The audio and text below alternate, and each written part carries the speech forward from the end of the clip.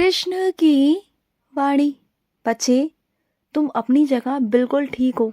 मेरी बात सुनो, सबका देखने का नजरिया ना अपना अपना होता है। तुम अपनी जगह बिल्कुल ठीक हो, तुम्हारे नजरिए से, तुम्हारी सोच से तुम बिल्कुल ठीक हो। मैं तुम्हारी तरफ ही हूँ, और बल्कि तुम्हारी तरफ क्या, मैं सामने वाले की तरफ भी हूँ, क्योंकि वो जो सोच रहा है ना, वो उसके हिसाब से सोच रहा है, तो सोचने दो ना।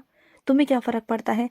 मैं गलत दोनों को नहीं कहूँगा, ना उन्हें ना तुम्हें, लेकिन सिर्फ समझदारी की बात है, कुछ सोच की बात है। कोई चीज़ें तुम्हारे हिसाब से सही हैं और कुछ चीज़ें उनके हिसाब से सही हैं, तो फिर जाने दो ना। क्यों इस बारे में इतनी गहरी सोच में जाना। मत सोचो, तुम जितना सोचोगे ना उतना उलझ जाओगे। मत सोचो, बस ये समझ लो कि जो उन्होंने सोचा वो उनका सही है, और जो तुमने सोचा वो तुम्हारा सही है। ठीक है, तुम्हारे हिसाब से वो गलत है और उनके हिसाब से तुम गलत हो, तो उसमें बहसबाजी करने की कोई ज़रूरत नहीं, क्योंकि बहस करने से ना कुछ नहीं होगा। बहस करने से तुम अपना वक्त ही जाहिर करोगे और कुछ भी नहीं है। बहस मत करो, तुम्हें जैसा अच्छा लगता है तुम वैसा करो, समझ गए। और सुनो, तुम्हें ऐसा क्यों लगता है कि इस दुनिया में बहुत लोग खुश हैं, जिन्हें तुम देखते हो ना कि वो बहुत खुश हैं, तो ऐसा कुछ भी नहीं है। तुम ना उनकी ज़िंदगी को सिर्फ ऊपरी तरीके से देखते हो, जो ऊपरी ज़िंदगी है उनकी। किसी की तस्वीरों को देखकर तुम्हें लगता है कि वो बहुत खुश है अपनी ज़िंदगी में, तो ऐसा नहीं है मेरे बच्चे। जो लोग तुम्हें तस्वीरों में आज खुश दिखाई दे रहे हैं ना, तुम्हें लगता है कि वो ज़िंदगी में बहुत खुश हैं, लेकिन सच में अगर उनकी ज़िंदगी में झाँकोगे ना, उनके अंदर झाँकोगे, तो वो बहुत तकलीफ़ में है मेरे बच्चे। बहुत अंदर से उलझे हुए हैं, बहुत परेशान हैं, बहुत बेचैन हैं। जिस परिवार के साथ वो रहते हैं ना, वो सिर्फ़ और सिर्फ दिखावे के लिए साथ में हैं, लेकिन अंदरूनी तरीके से वो साथ नहीं हैं, वो अलग हैं। उनके अंदर कोई सुकून नहीं है, उनके अंदर कोई प्यार नहीं है, उनके अंदर कोई शांति नहीं है। बात को समझा करो। तो दूसरों की ज़िंदगी को देखकर ना अपने आप को ऐसे कोसा मत करो, अपने भाग्य को कोसा मत करो, क्योंकि तुम्हारा भाग्य मैंने लिखा है, तुम्हारी किस्मत मैंने लिखी है और मैं लिख रहा हूँ। और आगे बहुत सुंदर है, बहुत तुम्हारा जीवन बहुत प्यारा है, बहुत खूबसूरत है। तुम्हारे रास्तों में जितने भी कांटे आएंगे, उन सभी को मैं निकाल कर बाहर फेंक दूंगा। हाँ, मानता हूँ थोड़ा परिश्रम है, थोड़ी मेहनत है, लेकिन एक बात समझो ना, अगर मैं तुम्हें बिना मेहनत के सब कुछ दे दूं, तो क्या जो तुम्हें मिलेगा आगे चलकर, क्या तुम्हें उसकी कद्र होगी? क्या उस चीज़ की खुशी होगी? क्या जो मुझे तुम्हारे चेहरे पर चमक देखनी है, वो खुशी देखनी है, तो क्या वो मैं देख पाऊंगा? नहीं देख पाऊंगा। जब तुम मेहनत कर कर बढ़ोगे ना, उस दिन तुम्हारे चेहरे पर जो खुशी होगी ना, वो देखने वाली होगी। मुझे वही देखनी है, तुम्हारे चेहरे की वो चमक, तुम्हारे आंखों की वो मुस्कान। तुम्हारे आंखों में जो चमकती हुई मुस्कान होगी ना, मुझे वो देखनी है, तुम्हारी आंखों में देखनी है। मैं वो चाहता हूँ कि तुम मेरे बच्चे इतने आगे से आगे बढ़ जाओ, इतने आगे से आगे तरक्की कर जाओ ना, कि कोई भी तुम्हें रोकने वाला या टोकने वाला ना हो। तुम चाहते हो ना कि तुम्हें कोई रोके ना, कोई टोके ना। तुम्हें बहुत गुस्सा आता है ना कि अगर तुम्हारे ज़िंदगी में कोई दखल अंदाजी करता है और तुम्हें रोकता है, टोकता है, बहुत गुस्सा आता है ना, तो देखना, मैं तुम्हें तुम्हारे पाँव पर ऐसा खड़ा करूँगा ना, इतनी मजबूताई से, कि कोई भी तुम पर उंगली नहीं उठा पाएगा। तुम्हें इतना मजबूती से खड़ा करूंगा ना तुम्हारे पाँव पर, कि कोई कुछ भी कहने से पहले 10 बार सोचेगा कि वो किससे और क्या कह रहा है। तुम देख लेना, तुम्हें इतना मजबूताई से खड़ा करूंगा ना कि देखना। और सुनो, कुछ लोग हैं तुम्हारे आसपास ऐसे, जो तुम्हारे मुंह पर ना तुम्हारी अच्छाई करते हैं और तुम्हारी पीठ पीछे जाकर तुम्हारे बारे में निंदा करते हैं, तुम्हारे बारे में बुराई करते हैं। जानते हो ना वो लोग कौन है?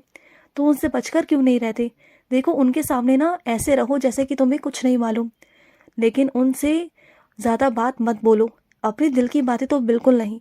हाँ ना में कहकर टाल दो, लेकिन ऐसी कुछ भी चीज़ें ना करो उनके आगे जो वो तुम्हारी निंदा या तुम्हारी बुराई किसी और के आगे कर सके, क्योंकि उनका आज से नहीं, शुरू से है।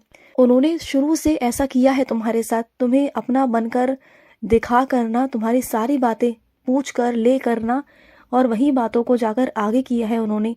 उन्होंने दूसरों के मन में जहर घोलने की कोशिश की है तुम्हारे खिलाफ, तो वो तुम्हारा तो कुछ नहीं बिगाड़ पाएंगे। जिनको वो तुम्हारे खिलाफ भर रहे हैं ना, वो भी तुम्हारा कुछ नहीं बिगाड़ पाएंगे।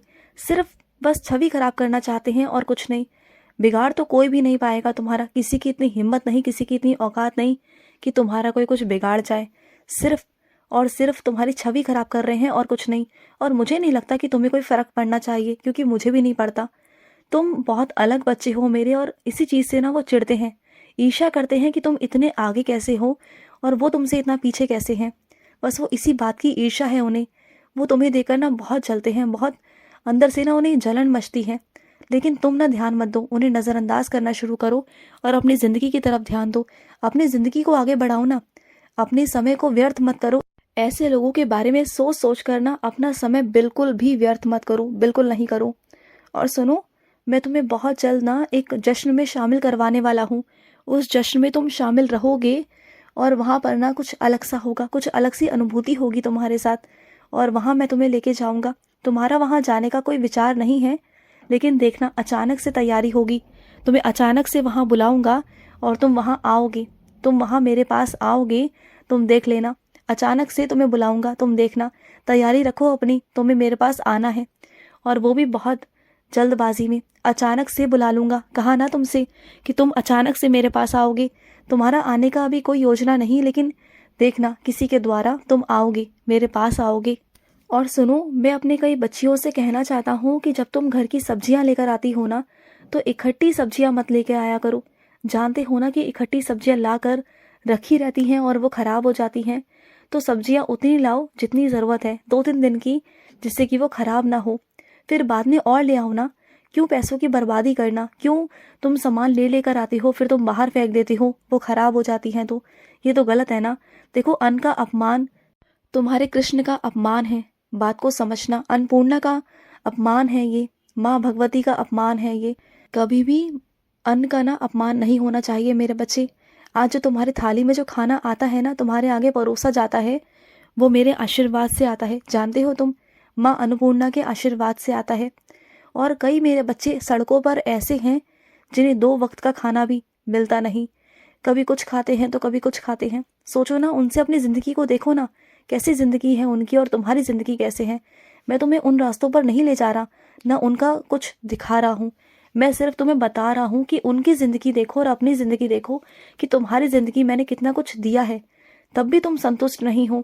और वो मेरे बच्चे जो सड़क पर बैठ कर भी 2 वक्त के खाना भी नहीं खा पाते, जबकि उन्हें मांग कर खाना पड़ता है, उसके बाद भी वो संतुष्ट हैं अपने जीवन में, अपनी ज़िंदगी के अंदर। फिर भी वो मेरा शुक्राना ही करते हैं। जब भी उन्हें खाना मिलता है ना, तो वो शुक्राना ही करते हैं। और एक बात और, अगर तुम्हें कोई खिलाता पिलाता है ना, तो तुम्हें अगर कोई ये कहता है ना कि वो तुम्हें खिला रहा है, तो वो कह देना उससे कि वो तुम्हें नहीं खिला रहा, तुम्हें खिलाने वाला तुम्हारा कृष्ण है, मैं तुम्हें खिला रहा हूँ। वो तो सिर्फ एक माध्यम है, सिर्फ एक माध्यम है तुम तक वो खाना पहुँचाने का, वरना तो उसकी भी इतनी हैसियत नहीं कि वो भी जो खाना खाता है ना वो खा ले। क्योंकि दाने दाने पर मैं आशीर्वाद देता हूँ, तब जाकर वो खाना उसके मुख तक पहुँचता है। अगर मैं ना चाहूँ ना, तो उस माध्यम को भी मैं हटा सकता हूँ। तो कह देना उससे कि वो तुम्हें नहीं खिलाता, तुम्हें तुम्हारा कृष्ण खिलाता है, तुम्हारा ईश्वर तुम्हें खिलाता है, तुम्हारा भाग्य तुम्हें खिलाता है। वो नहीं खिलाता, बल्कि तुम्हारे भाग्य से वो खा रहा है। कह देना उससे कि तुम्हारे कृष्ण ने ऐसा कहा है, कह देना उससे मैंने कहा है, ठीक है। और सुनो, किसी की ज़िंदगी में ज़्यादा हस्तक्षेप बिल्कुल मत करो जो सही नहीं है मेरे बच्चे। अगर तुमसे जहाँ पूछा जाए, सलाह ली जाए, तो बस वहीं सलाह देना और किसी के खिलाफ मत बोलना। बस ऐसी बात बोलना जो दोनों की तरफ हो, दोनों के लिए हो, लेकिन एक पक्ष की तरफ बिल्कुल भी मत बोलना, और ना ही अपनी तरफ से कोई हस्तक्षेप करना।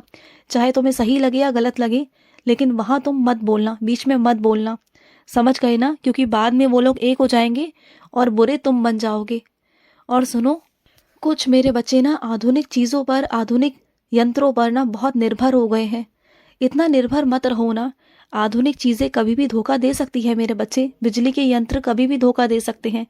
तो उन पर पूरी तरीके से निर्भर रहना सही नहीं है ना।